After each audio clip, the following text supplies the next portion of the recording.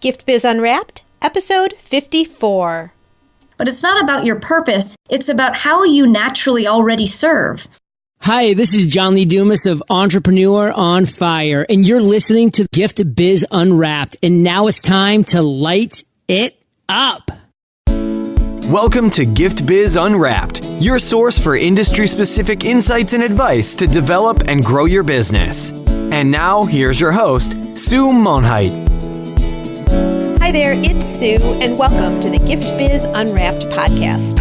Whether you own a brick and mortar shop, sell online, or are just getting started, you'll discover new insight to gain traction and to grow your business. And today, I am thrilled to have joining us Monika Zands.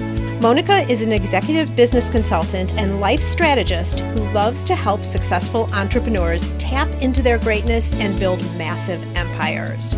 Her unique quality is to see through people's perceived limitations and help them recognize and use their true gifts and expertise. She's a master communicator and an expert at building excellent teams, designing clear, effective business strategies, and leadership development roadmaps. Her powerful, intuitive guidance helps people clarify a plan for long-lasting success and witness their legacy come to fruition. Monika encourages people to see their greatness, be their greatness, and pay it forward. Welcome to the show, Monika. Thank you, Sue. I'm so excited to be here. It's such a pleasure. I am thrilled that you're here, and I know that you're going to be bringing some really valuable information to our audience and things that our listeners have never heard before. It is my pleasure. And I'm excited to share with them how we met, because I think it's so awesome when you are expanding out into the world and sharing yourself, when you meet incredible people and the law of attraction just really works. It's so true. Well, why don't you take it away? Why don't you share the story?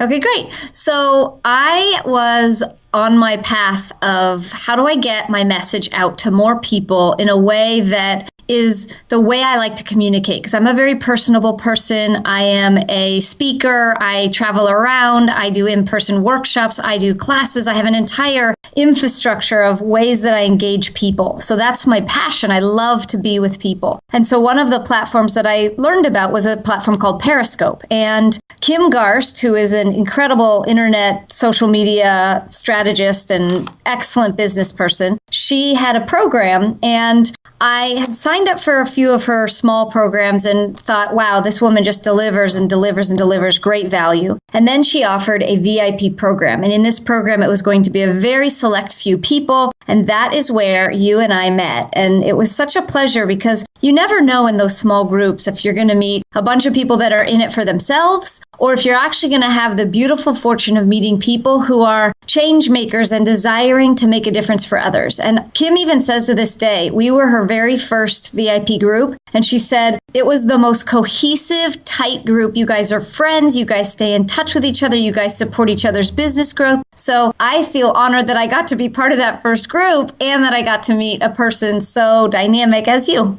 Oh, you're so sweet. And the feeling is mutual. We were really fortunate. I don't know how everything collided as it did, but we had a fabulous group there. Yeah. I'm going to dive in because I don't want to take any more time. I want to get to all of your information and everything that you can share. Right. And as our listeners know, we like to start off and talk about a motivational candle. This helps give us an inner look at you, Monika, and just an indirect way of understanding what you're all about. So if you were to envision a candle, what color would it be, and what would the quote be on that candle? So my favorite color, and it's the color, I have a master's in spiritual psychology, and so the color of spirituality is the color purple. So it would be a very deep, warm purple color. And then the quote, so I'm a big fan of deep thinkers. I'm a deep thinker. I think of myself. And so I'm a fan of that. So I don't know if you've ever heard of Rumi. He's a 13th century Sufi mystic. But his quote is, when you go through a hard period, when everything seems to oppose you, when you feel you cannot even bear one more minute, never give up, because it is the time and place that the course will divert. So I love that, because it's all about, you sometimes can be confronted in life. That's going to be happening as you stretch and grow and desire new things. But if you stay the course, if you never give up, if you try just one more step, the opportunity for the course to change its path and be there to serve you is very, very high. I've never heard that, and I really, really like it, because when you're so low, you just think that it's over. You can't do any more. You can't go any further. If you could pull on this type of quote and move past it, that may be where the bright light starts to shine. That's right. You don't want to just stop. So wonderful. I've not heard that before, and I really like it. One of the reasons I wanted to get you on, Monika, is you know that a lot of our listeners, because we've talked about this already, are looking at starting a business, or maybe they have started a business and they've gotten to a place where they're now, reality is setting in and they're starting to see struggles. And the question is, am I really the one to be able to do this anyway? You know, all those doubts that we all have start coming in. And one of the things you always talk about is be your greatness.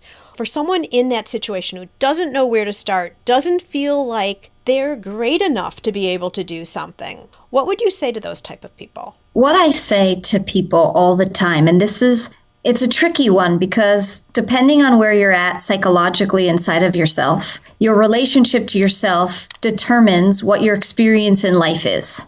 So we often think life is happening to me, but really life is a reflection of the experience and the point of view and the thoughts and the judgments and the perceptions that you have inside of yourself. And so what I love to start with people is to have them consider that what if it was true, beyond the shadow of a doubt for them, that they are the only carbon copy of them on the planet. That's a pretty easy thing for people to consider. Like, yeah, I've never seen another one of me, and I've never heard that there's an exact replica of me. And as far as I know, I've never been cloned. So yeah, I could come to terms with that. I'm the only one of me on the planet. And so if that's true, then isn't it also possible that you're the only one of you that has the gifts you have in the way that you have them to be delivered only the way you know how? And so when people begin to consider that question, all of a sudden what comes forward for them is, well, yeah, I guess so. I just never looked at myself or looked at the things that I know or do as a gift. So that's where a lot of the work begins, is really taking a moment. You know, we get confronted sometimes by the really big question, what's your purpose on the planet? But it's not about your purpose. It's about how you naturally already serve. And as you start to see, what is the thing that most people compliment you for? What is the thing that comes the easiest to you to do that you probably value very little because you take for granted how easy it is for you? These are the kinds of things that are the very essence of people's gifts on the planet. And when they stop to realize, oh my gosh, I never looked at it that way, that is true, then they can start to cultivate, how would I share that? How would I use that? How would I maximize on that? How would I leverage that in my life, in my business, in my communication? And all of a sudden you start to see people's light bulb turn on, like, oh, if I do what I love, and I just do it more, and I use that knowing that I have as my foundation, as my reassurance, as my drive and incentive, well, I won't be lost because it's inherent to me. It's what I know myself to do. It's what I know myself to be. And in those moments, people really have kind of like that aha, eye-opening experience of, wow, I just haven't had my focus or my perception on the thing that will make the difference. I've spent more time being self-critical. That's very potent. And I think because a lot of people are creators, so you're talking a lot about just human natural traits that you have, natural abilities. And to your point that people don't put a lot of weight into it because it seems to come so easy. So you think, well, you know, this is so easy for me. It's easy for everybody else too. Yep. It's not true. I mean, listen to what Monika is saying here, because whatever you have, and think back, those of you who have been listening on this podcast for a long time, we often talk about people who are finding their talents and what they really want to do. And a lot of it goes back to a seed that was placed in childhood, something that they really loved from way back when they were younger. So think for yourselves too, within you, what are things that people compliment you on personality-wise that combines with then your art, your craft, your business passion that you're pulling forward? What would you say, Monika, about the combination of that? Because you are talking about personality-specific traits. A lot of our listeners are creators. So they're making jewelry and they're making candles. How would you merge both of those together? So the personality with the product. Well, there's an essence to a person's creative expression. So some people do art because it makes them feel calm. Some people use their creativity to make other people happy. So it's getting to the source of what is the spark of your creative genius, of your creative expression. I'm a painter. I was an art major at UCLA. I was the first ever dual art major. I changed the rules at UCLA because I was so adamant. I wanted to be a reconstructive facial surgeon. And so I wanted to do medical illustration so that you could understand and study how do you use the aesthetics and the artistry of the human face while also understanding the science behind it and the medical behind it. And so that desire for me, I was right there marrying my desire for impact and making a difference for people and having them have a different quality of life with my desire for aesthetics and my desire for creativity. And if I hadn't had the drive underneath to make the difference for people, then my art may have just been a hobby. But it was because I was so emphatic, I was so persistent, I was so determined to make a difference for people. And lo and behold, I didn't actually become a doctor. I'm now, a business consultant and a life strategist. So I use my skills still to make the difference. But it was that essence, what sources the desire to creatively express myself, that made the difference in everything that I've ever done. It stretched me beyond what was comfortable. It's had me learn and live and grow myself, my confidence, my courage, my desire and willingness to trial and error. And Brene Brown, I don't know if you know who that is, but she has a beautiful TED Talk. She's been interviewed on Super Soul Sunday by Oprah. She has a lot of really great programs, and she has 3 books out. She's actually a professor, and her primary study was sociology. And what she says is, if you really want to rise strong in your life, it's really important to fail, to get up, and to try again. And she breaks it down into such a simple picture: to fail, to get up, and to try again. So when you're wanting to express yourself creatively, if you aren't willing to fail, even in your creative expression, so, trying, if you're a jeweler, trying new stones or new colors or new methodologies on how to create the jewelry. If you're a painter and you're creating masterpieces, if you don't try new ways to blend things or new ways to combine things, the possibility is you may actually even get bored with your art yourself. But when you understand where you're coming from and you are willing to try new things, that's where it gets, for me, super exciting. And I become less rigid about the way that it has to be, so less of a perfectionist, and I become way more flexible to consider, oh my gosh, what else could I add and how will it serve? That's the excitement of the creativity, right? But you have to be comfortable with, you're going to do something. Maybe you're finding a new material, or you're venturing out, as you're saying, just in a new way. You have to be ready and comfortable that maybe it won't work out, but that doesn't mean your whole plan needs to be tabled or that you are a failure. Right. I want to go back just for a second. So you actually were looking at going into a different career, and then it sounds like you kind of took a turn and did something else. Talk to us a little bit about the evolution of your career path and how you landed where you are today. When we talk about all of the careers that I've had, it's definitely a windy story, a windy path, because I've taken a lot of different turns. And the story really starts when I was 4 years old. My grandmother had cataracts and hearing aids, and I wanted to fix her ears and her eyes. I wanted to invent a laser that would fix her ears so she could hear and fix her eyes so she could see, and then she would be healed and everything would be fine. And for me, that made a lot of sense. Like, that's how I can help my grandmother. And I always was looking to help people. How do I make their life better? How do I make them happier? How do I make everything that they need more available to them? And I also had a really unique gift when I was little. And over the years, I got really scared of showing it and closed it down and had to reopen it again. That gift was that I could hear people's thoughts without them speaking. But when you're 4 and you have a gift like that, and you share with people what you heard, you don't always realize that they didn't talk. So I had a couple of scenarios where I shared with someone something that I heard, and I asked them why they felt that way about themselves. And it flustered them and it annoyed them, and they got very upset, and they spoke to my father. I'd done it with my dad. And my father came to me and finally said, "You can't do this anymore." And at that moment, a very deep, important part of me, my creative expression, my desire to please, my desire to help people, all of a sudden became, it's not safe to do that here. So I say that as a precursor to the journey that I then set up in front of myself. So then I thought, well, if what I was doing naturally, what came to me naturally, wasn't safe and wasn't okay and wasn't acceptable or appropriate, according to my dad, then who did I need to become for my dad and others to love me? So everything that I did was about that. I became the fastest runner. I became the best student. Everything was about how can I get the accolade? How can I please someone? How can I get love through the things that I do? But the desire underneath never went away. I always wanted to help people. So then I went I interned in hospitals from the age of 12 until the age of 18. I took the MCAT and I did terrible on it. And literally, when you think that you know what you're going to be, I thought I was going to be a reconstructive facial surgeon and help burn victims and children that were born with birth defects. So it was a very lofty goal from the age of 4 to 14. So for 14 years, I talked about that. I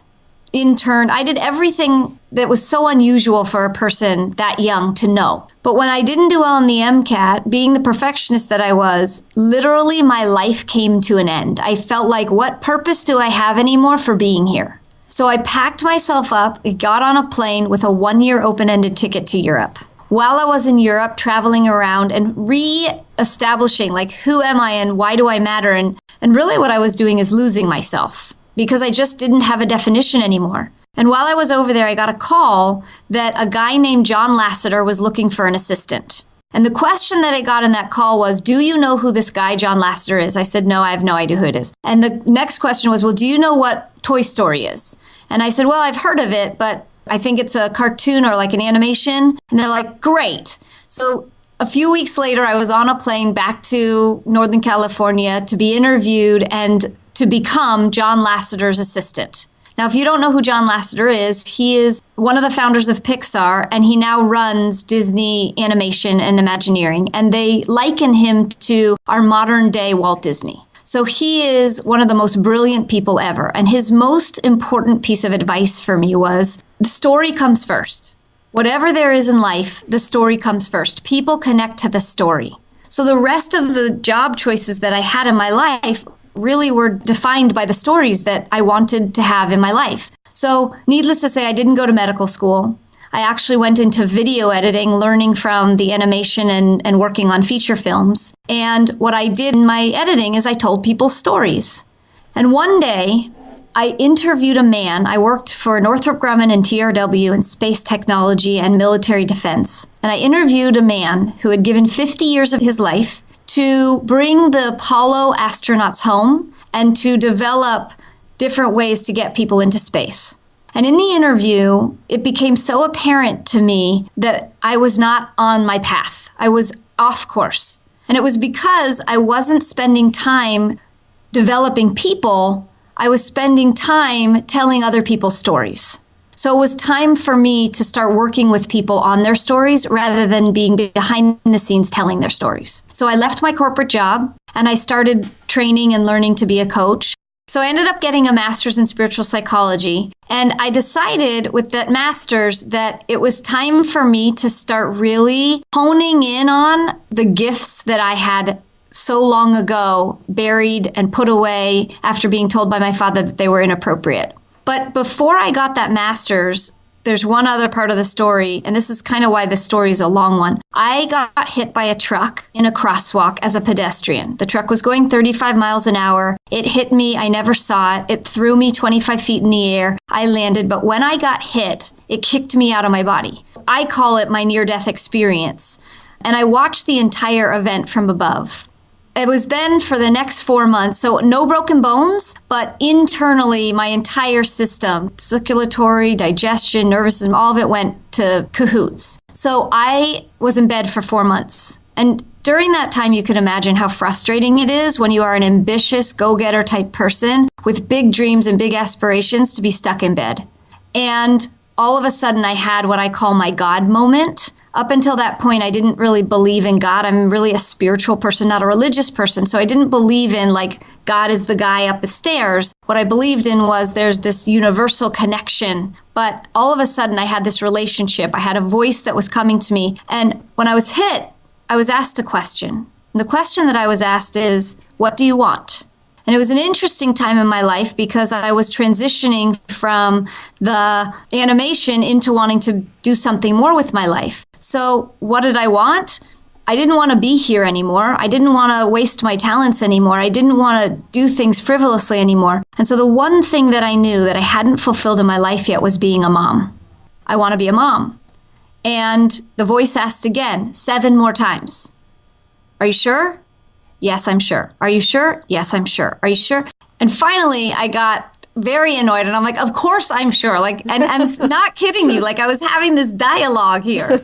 And so all of a sudden I find myself back into my body, come back to life. And then the 4 months in my bed starts. Okay. Wow. So after that time, I then started doing my coaching. Like I got on my path, I got my master's, I'm going. I'm meeting people, I'm having clients, I'm helping people build their business. And one day I realized that the request that I had, and since then I had 3 kids.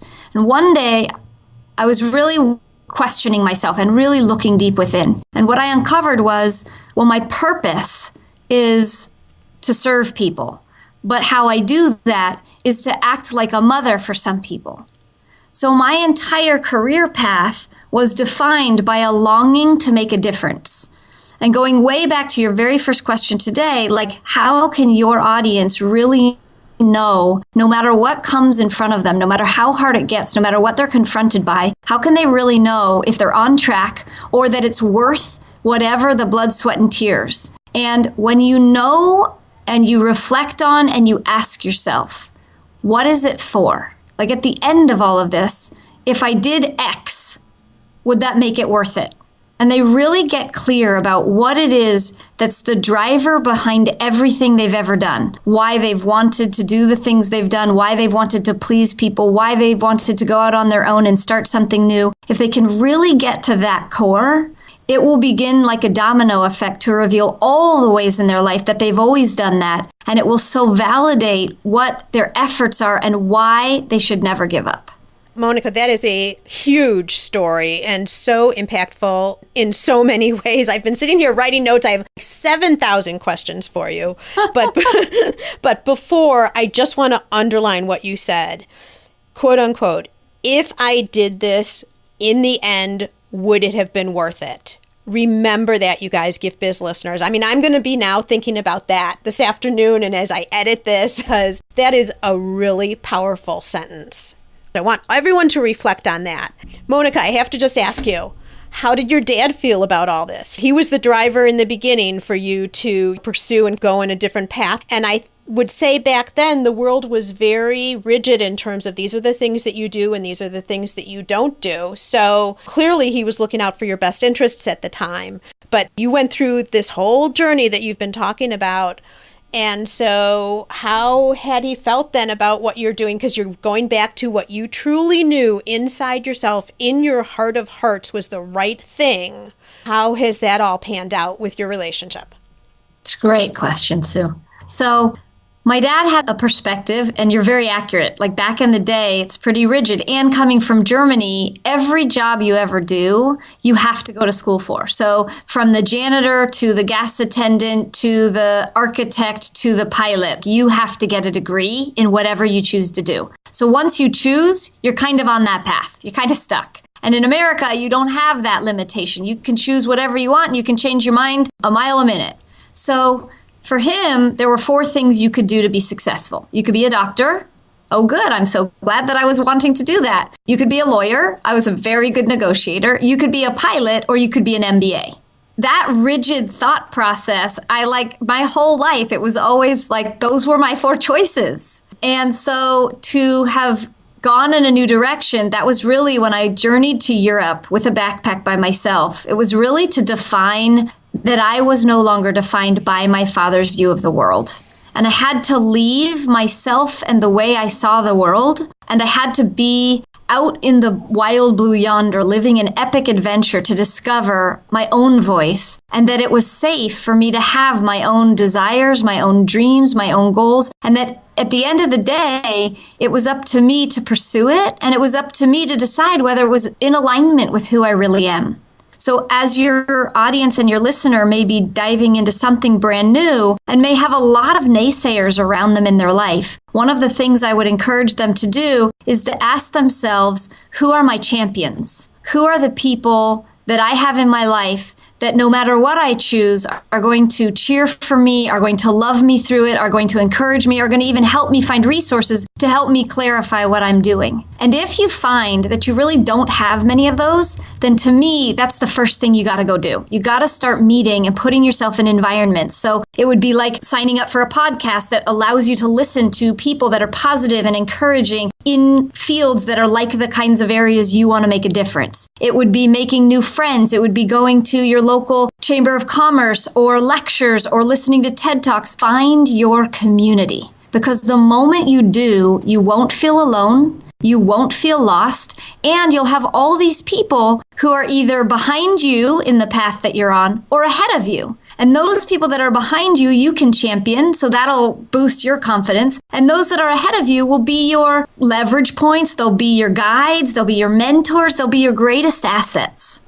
So that's a really important part of this, because if I had listened to my father and only lived from his disappointment, I probably would still be pursuing my medical experience, and I don't know how happy I would be. But because something inside of me said, you're here for something really big, stop ignoring that. And I just had to get really honest with myself and listen. And by the way, be knocked down a whole bunch of times. Like I said, the Brene Brown, like fail, get up, try again. I had to be willing to do that and not judge that every time I failed, that was the final failure. Like now I'm going to die.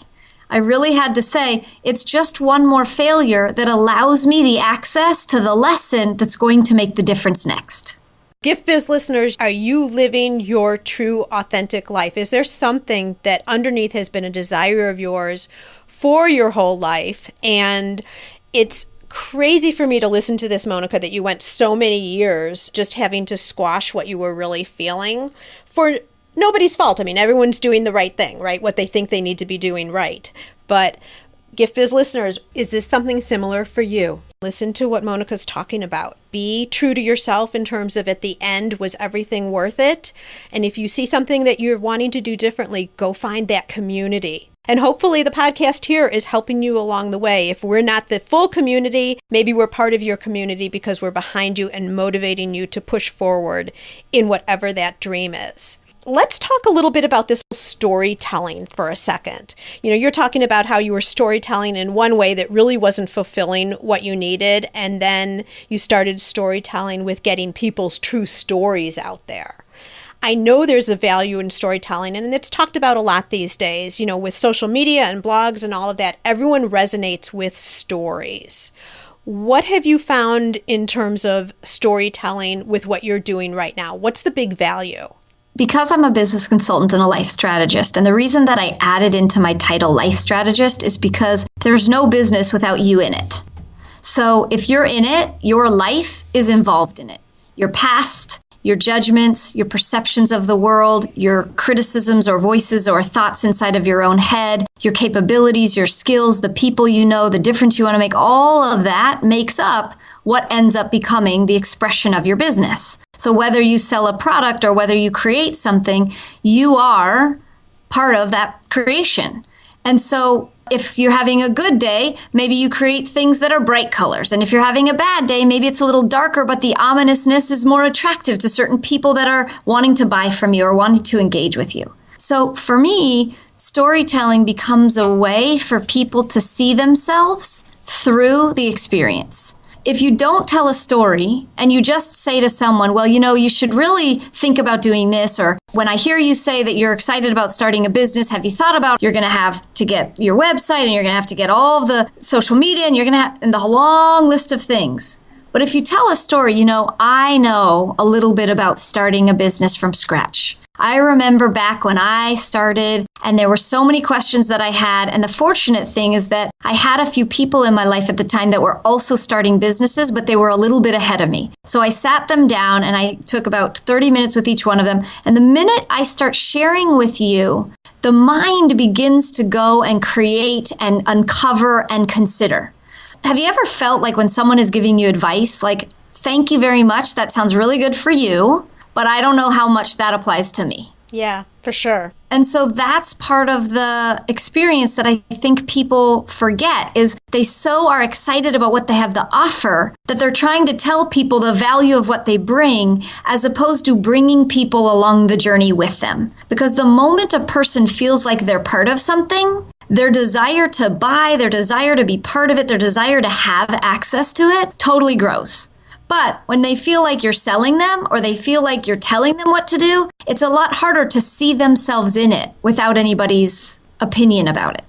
The other thing that I think it gives people access to is there are people that are perfectionists out in the world. And I have been labeled as sometimes in my life being a perfectionist and have also called myself that at times. But I never agree with a label as the only thing. There's not just a way that I am. I am not only a perfectionist. I'm so many other things involved in that.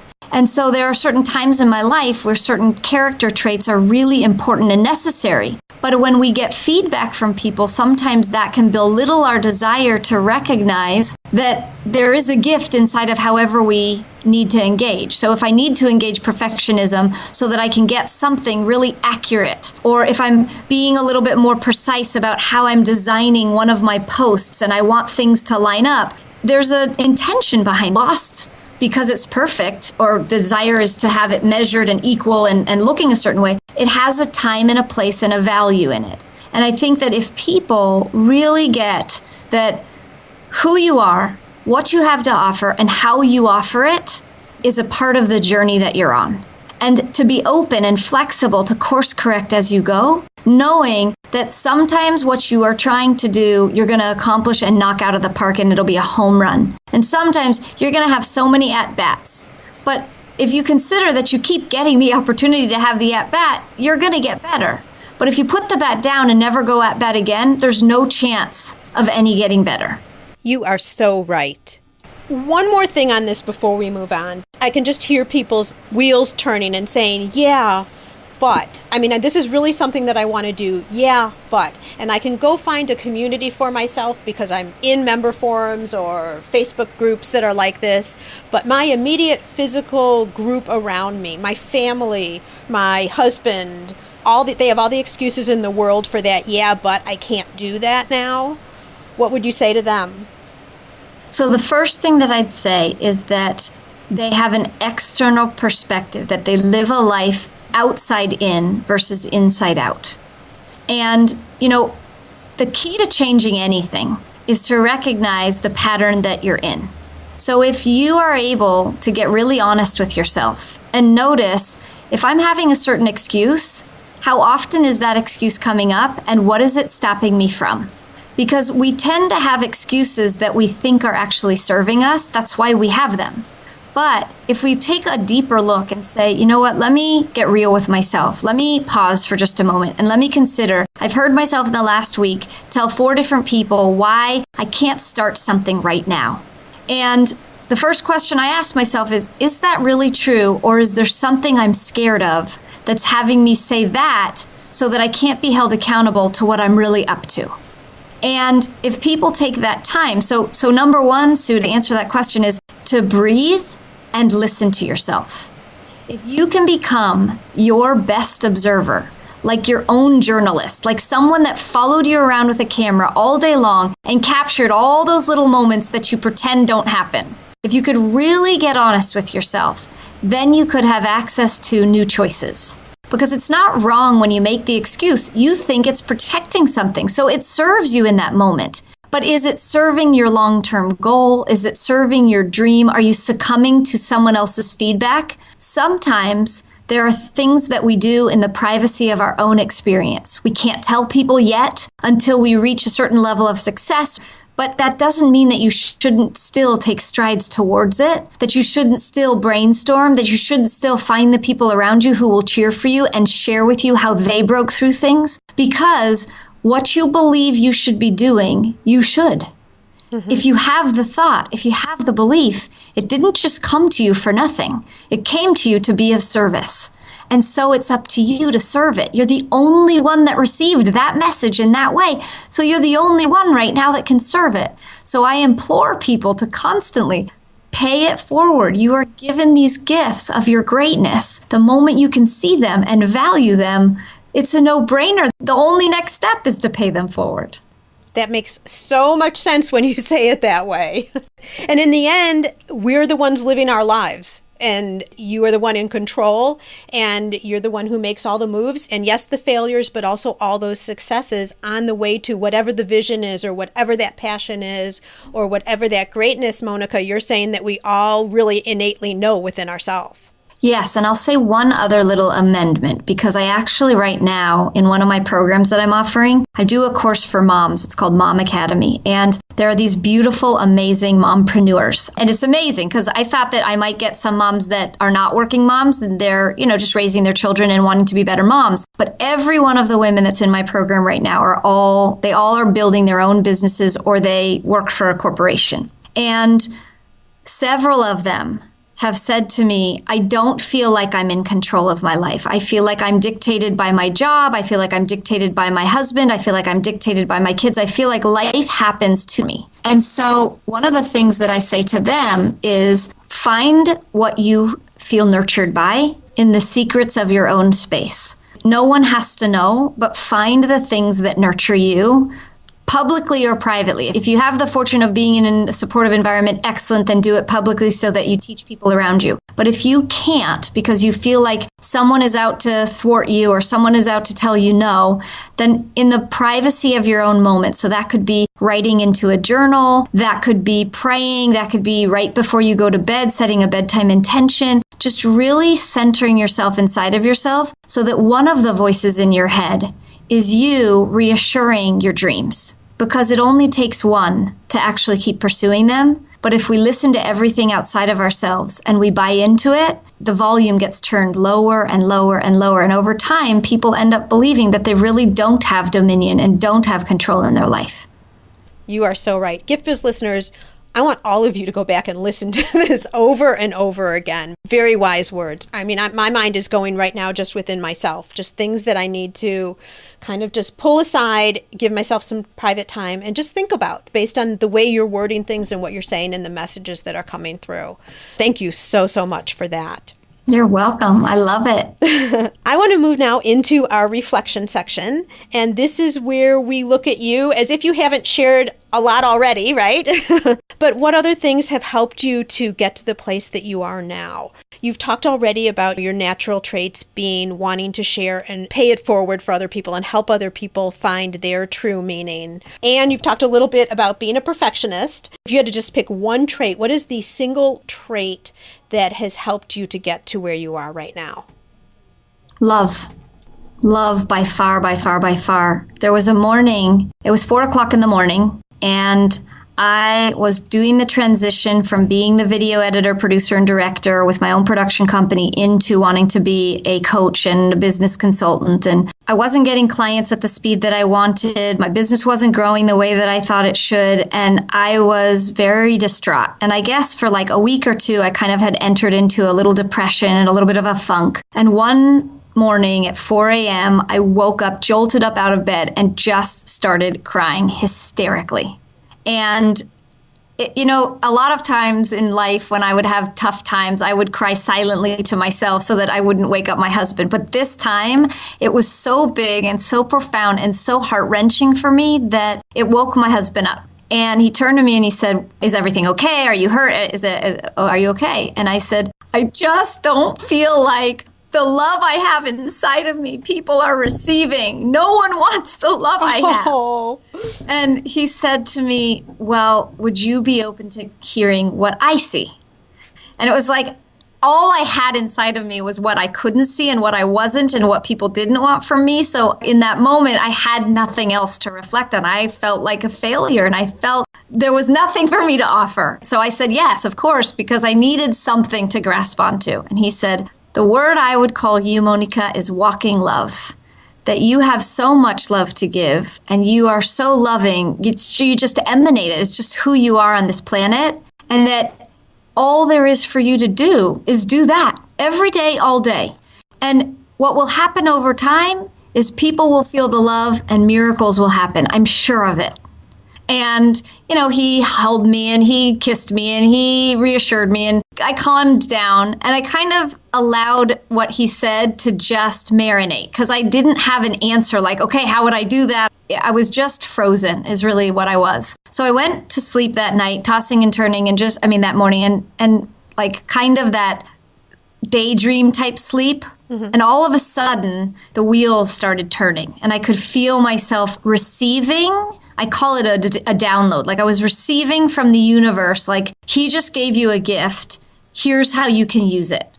And the very next day, I started, and this is so funny. I started 100 ways to love yourself, and it was called the Love Yourself campaign. And I did not have, I didn't have the beautiful Dynalight. The iPhones didn't film you at this time, and I didn't have all the tools and all the ways, and the iPad and all the ways to film. So what I did is I took an old-fashioned camera, and I took 2 plants from my living room and put them in front of my bathroom door, trying to hide the handle because that was the best lighting. I didn't even have a microphone, so I just recorded it with my laptop. And I began the 100 Days, 100 Ways to Love Yourself. And that really was the beginning of a profound journey of making a difference for people. Wow. And where is all of that now? Is that available for any of us? Oh, yeah. It's hysterical. I mean, I've kept it in YouTube simply because I always want to have the reminder of where I started. Because like I said, I was a perfectionist. So in my desire to be perfect, I tried so hard to make it look like a set, and it just so doesn't. But I bet it's so impactful anyway. Will you share that link with me for the show notes for the episode? I will. Okay. Yeah. Wonderful. All right, we're going to move on. What tool do you use in your life that helps you to create balance or to keep you going with your coaching and all your courses and all of that? What is something that you would recommend that our listeners could also use? Between you and me, Sue, there's a ton, like a million tools. Well, maybe I'll let you say 2. How about that? Okay, good. So, yeah, that's great. So the first one that I'll say, and this is something that I actually learned in my master's program, is called setting a bedtime intention. So we go through life, our busy lives, with so much information, so much feedback, every billboard, every advertisement, everything that is fueling our brains and our eyes and hitting us, and our brain kind of gets overloaded. And so what we do naturally by a process of elimination in our neurology is that we create deletions. We categorize and compile things in different, like if you were to imagine that your brain was an operating system and you had file storage cabinets inside of it, you'd take a whole bunch of information and you'd put it all into one folder, and you'd say that one can go on the side for deletion. This is a folder that can be used for later. This is a folder that I need now. And so we process things in bits so that we can actually use them. But throughout the day, we don't download and delete enough to be able to be clear. So often then what happens is people go to sleep at night and they have crazy dreams and they try to process a whole bunch of things, or they toss and turn with insomnia because they've never really let their brain go and given it a directive for how to be used when the conscious mind is off and the unconscious mind is awake. So a bedtime intention is simply setting an intention before bed. But specifically, the way that I do it is I ask for certain things to be released that I no longer need. So kind of like deleting whatever I don't need when I'm asleep. And I ask that while my conscious mind is asleep and my unconscious mind is awake, that anything that I need to work out that will be easier for me to work out in my unconscious, so that when I awaken, refreshed, rejuvenated, restored, I don't have to do the process anymore. I don't have to figure anything out. It'll just be there, available for me to have the aha moment, the idea, the concept, the confidence, the courage, whatever I am seeking. And so I get very specific about how I ask what I ask. So I ask to release whatever doesn't serve me. I ask to receive whatever will serve me, and to clarify things in such a way that I can easily interpret what the message is upon awaking. And I'll tell you something, I've been doing this for 9 years. Disciplined, like every night for 9 years. It's the very last thing I do before I go to sleep, no matter what time it is or what I've done. When I lay down and I close my eyes, I set a bedtime intention. And what has it produced? It helps me manifest. It helps me wake up clear. It helps whatever assists me while I'm sleeping and dreaming to let go. It helps call that forward, that energy or that spirituality or whatever it is that's assisting me. And it helps allow flow and balance, exactly what you asked me, in my life. So that's a very profound and powerful one for me. The second one is breath.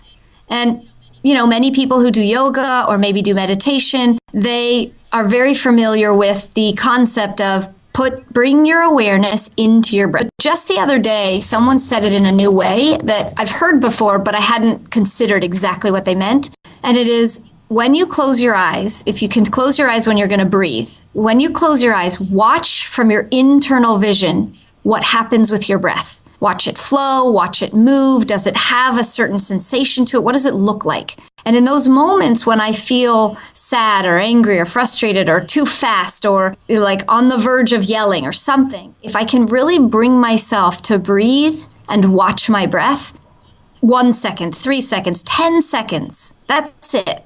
A count of 10. All of a sudden, that pause in my neurology and in the processing of my brain gives me access to a completely new experience. Wow, I think I'm going to do that too. I think I'm taking both of these. I can't wait to go to sleep tonight.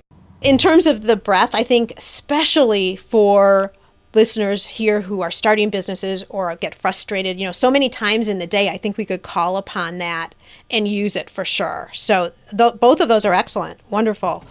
What about a book or something that you listen to or something that you think could be really helpful to our listeners along that end? A lot of this conversation today has been your perception of the world around you. So are you a person that looks at the world through your experience and then gauges it and shares outwardly? Or are you a person that takes your cues and is impacted externally first and then processes it internally? And my invitation and encouragement for you is to really start to move in the direction of having your own opinions, trusting yourself, clearing your own voice, understanding who you are, and then sharing you with the world. And then the world may actually occur differently to you, and you'll hear feedback, you'll hear advice, you'll hear perspectives really differently because you'll hear them from your position and from your authentic self and your wisdom rather than maybe they're the ones that are right. So that is the concept. And the book that I feel like best does that, and this is a book, I have 3 kids, my 12-year-old and my 10-year-old, and I have a 3-year-old. But my 10 and 12-year-old, they listen to this book almost every night as they go to sleep. And this is a book that I give all of my clients when we first start working together, and it's called The Untethered Soul by Michael Singer. And the book is all about the voices inside of our head, that we so often identify with the voice inside our head as though it's someone else telling us what to do and what to think and how to be and how not to be. And it's up to us to begin discerning what are the voices inside of us that are in our favor, championing us and supporting us, and what are the voices that are counterproductive, and what can I do to serve myself best in those moments when I most doubt myself. Boy, I mean, Gift Biz listeners, I cannot wait to listen to this book, and I'm sure a lot of you the same thing, because really what you're saying is you're laying a groundwork of a whole new way for all of us to look at our lives in a totally different direction in all of these different instances that you've given to us, what you've just talked about in getting real with ourselves, all of it. So very interesting. I'm very much looking forward to listening to that. Thank you. And now I would like to invite you to Dare to Dream. I'd like to present you with a virtual gift. It's a magical box containing unlimited possibilities for your future. This is your dream or your goal of almost unreachable heights that you would wish to obtain. Please accept this gift and open it in our presence. What is inside your box? So inside of my box is a key. And the key is probably about 2 fingers in length.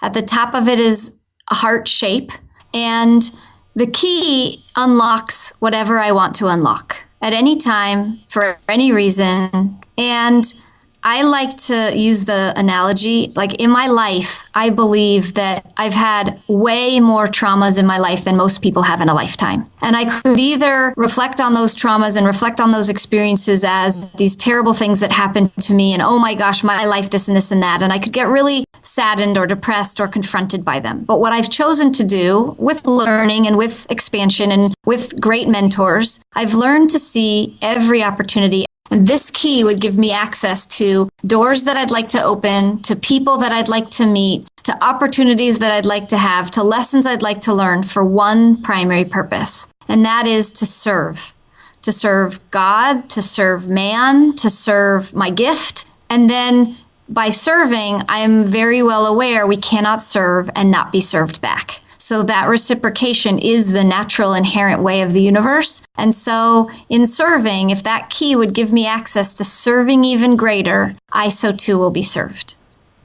Wow. I'm almost speechless. Monika, if our listeners want to learn more about you, know more about what you're doing with moms, because I know a lot of them are moms and struggling with all of that balance too, just want to hear more from you about all of these messages that you provide, how can they reach you? So the best place to go is my website, which is Monika, spelled with a K, Monika, and Zands, Zands, which is my last name, .com. That's super easy. They can also find me on Facebook, on Instagram, on Pinterest, and Facebook Live videos and Periscope, which is where you and I met, Sue. So they can really find me pretty much anywhere, and most of my handles or my tags is my name, Monika Zands. And what they can look forward to is I do a lot of videos and giveaways because, as I mentioned, my primary purpose is to give as though I was a mom on the planet, and to honor and cherish and love and pour love into the planet. So my website is the best place. And then there's two places where, in particular, I have two programs, Altitude and Mom Academy. Altitude is my business building program where you really get to dive deep into your business practices, your default behaviors and things that stop you, limiting beliefs, and structurally, like what is your billboard? What are things that will really have you clarify so that you can reach success and you can execute actionable items and know what should I be executing on? And then my Mom Academy course is a program where we work on the concept of a tribe and a village. That moms in the world need each other. We are the glue of our families. We are the glue on the planet. We are intuitive beings. We are gifts ourselves. And so to recognize how to come together and foster each other and champion each other and interact and do great business together. That is the goal of Mom Academy. So it helps with the question of guilt, the question of overwhelm, the question of contribution and collaboration, and how to build a powerful tribe. Perfect. And Gift Biz listeners, you know I'll have links to all of this over on the show notes page. So if you weren't able to capture that while you're listening, all of that is there and available for you. Monika, so many points for us to reflect on and think about. You've really, I think if I were to try and sum it up, your whole message has been you need to connect with your true self and bring that out to the world. You've shared with us so many things about how you've connected internally, all of these very personal journeys that you've been on throughout your life. I so appreciate your sharing with us, and may your candle always burn bright. Thank you. It's been such a pleasure, and I acknowledge you for how much love and how lucky your listeners are for having someone standing to serve in this way, Sue. Thank you so much. Learn how to work smarter while developing and growing your business. Download our guide called 25 Free Tools to Enhance Your Business and Life. It's our gift to you and available at giftbizunwrapped.com/tools. Thanks for listening, and be sure to join us for the next episode. Today's show is sponsored by the Ribbon Print Company. Looking for a new income source for your gift business? Customization is more popular now than ever. Brand your products with your logo, or print a Happy Birthday Jessica ribbon to add to a gift right at checkout. It's all done right in your shop or craft studio in seconds. Check out theribbonprintcompany.com for more information. After you listen to the show, if you like what you're hearing, make sure to jump over and subscribe to the show on iTunes. That way you'll automatically get the newest episodes when they go live. And thank you to those who have already left a rating and review. By subscribing, rating, and reviewing, you help to increase the visibility of Gift Biz Unwrapped. It's a great way to pay it forward to help others with their entrepreneurial journey as well. Would you like to be on the show? Or do you know someone who can provide valuable insight from their experiences? If So we'd love to hear from you. All you need to do is submit a form for consideration. You can access the form at giftbizunwrapped.com/guest.